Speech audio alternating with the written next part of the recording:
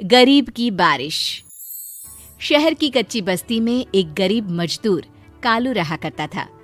कालू के घर में उसकी पत्नी जानकी थी। जानकी लोगों के घरों में झाड़ू पोछा करके कुछ पैसे कमा लेती थी और वहीं कालू किसी तरह मेहनत मजदूरी करके 2 वक्त की रोटी का जुगाड़ कर लेता था। कुछ दिनों से हो रही बारिश के कारण कालू की मजदूरी बंद हो गई थी। अरे जानकी, इस बार तो बरसात ने हद ही कर दी, रुकने का नाम ही नहीं ले रही।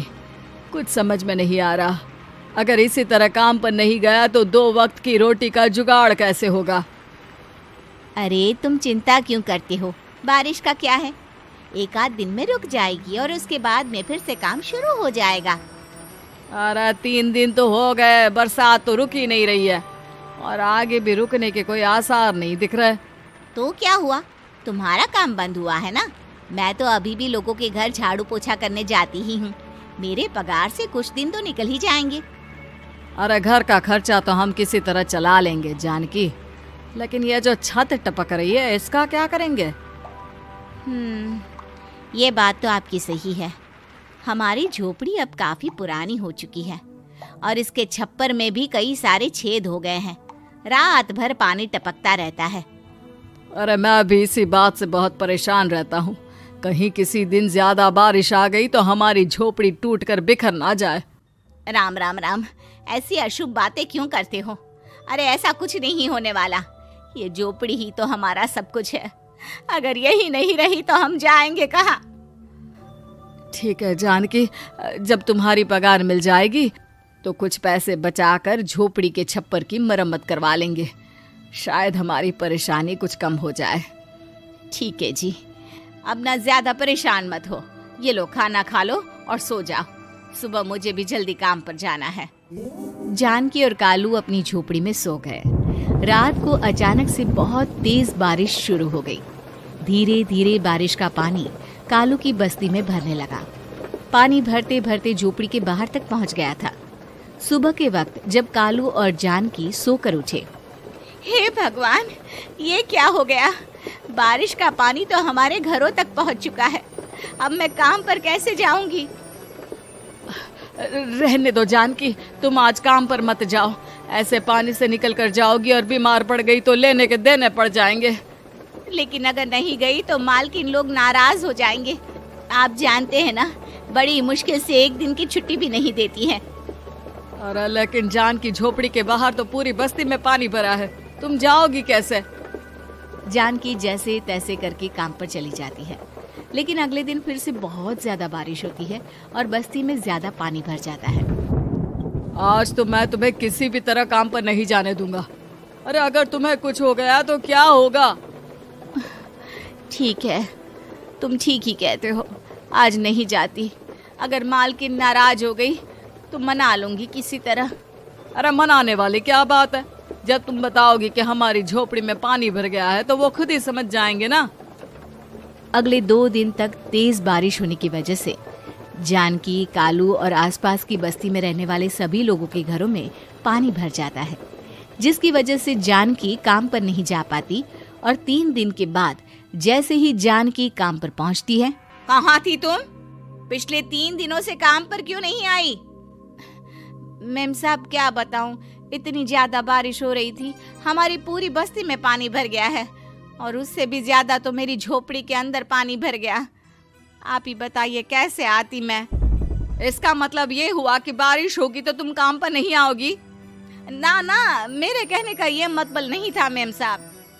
तुम जानती भी हो 3 दिन से कितनी परेशानी हो रही है मुझे। सारा काम मुझे खुद करना पड़ा। माफ कर दीजिए मालकिन जी, पर मैं क्या करती, आने के लिए रास्ता ही नहीं था, सब जगह पानी भरा हुआ था। बहाने तो तुझे बहुत बनाने आते हैं। जानकी देख, अगर अगली बार ऐसा किया ना तो फिर काम से हमेशा के लिए छुट्टी। अरे ना ना मालकिन, ऐसा मत कीजिए। बारिश की वजह से मेरे पति की मजदूरी भी छूट गई है। बड़ी मुश्किल से घर में 2 वक्त खाने की रोटी का जुगाड़ हो पाता है। आप मुझे काम से निकाल देंगे तो हम क्या खाएंगे? अगर इतनी ही चिंता है तो फिर रोजाना काम पर आया करो। चलो अब जल्दी से जाकर घर का सारा काम करो। बारिश रुकने का नाम ही नहीं ले रही थी। पूरे शहर में बाढ़ जैसे हालात बन गए थे, लेकिन नौकरी जाने के डर से जानकी किसी तरह रोज काम पर जाती थी। एक दिन जब जानकी काम करके अपने घर लौट आई तो अचानक उसकी बस्ती में कुछ लोगों का शोर सुनाई दिया। अरे लगता है बाहर कुछ हुआ है, मैं जाकर देखता हूँ। हाँ हाँ, पता तो कीजिए, ये बस्ती में लोग इतना शोर क्यों कर रहे हैं। बाहर जाकर कालू ने एक आदमी से पूछा, अरे क्या हुआ भाई, इतना शोर क्यों मचा रहा है? अरे क्या बताए भैया, अपने बस्ती के बाहर एक पुल टूट गया है और वहाँ पर एक कार फंसी है। थोड़ी देर में अगर किसी ने नहीं बचाया ना तो वो कार पानी में बह जाएगी। हाँ? ये क्या कह रहे हो भैया, कार के अंदर कोई है क्या? हाँ, कोई औरत बैठी है, अकेली है, बहुत रो रही है बेचारी, मदद के लिए बुला रही है। अरे तो हमें जाकर उनकी मदद करनी चाहिए ना। अरे लेकिन इसमें बहुत खतरा है, हमें अपने आप को बचाना चाहिए। पानी कभी भी हमारी बस्ती की तरफ आ सकता है। अरे तुम्हें नहीं चलना तो मत चलो, लेकिन मैं तो जाकर उस औरत की मदद जरूर करूंगा। कालू उस जगह पर पहुंचता है जहां वो औरत कार में फंसी हुई थी। वहां पर पानी का बहाव बहुत तेज था और सारा पानी कालू की बस्ती की तरफ ही आ रहा था।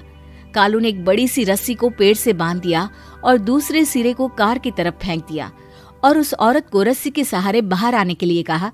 तभी वहां जानकी भी दौड़ती हुई आई। अरे ये तो मेरी मालकिन है, जिनके यहाँ मैं काम करने जाती हूँ। अरे मैडम जी, आप डरिएगा मत, आपको कुछ नहीं होगा। आपकी गाड़ी को भी मैंने रस्सी से बांध दिया है।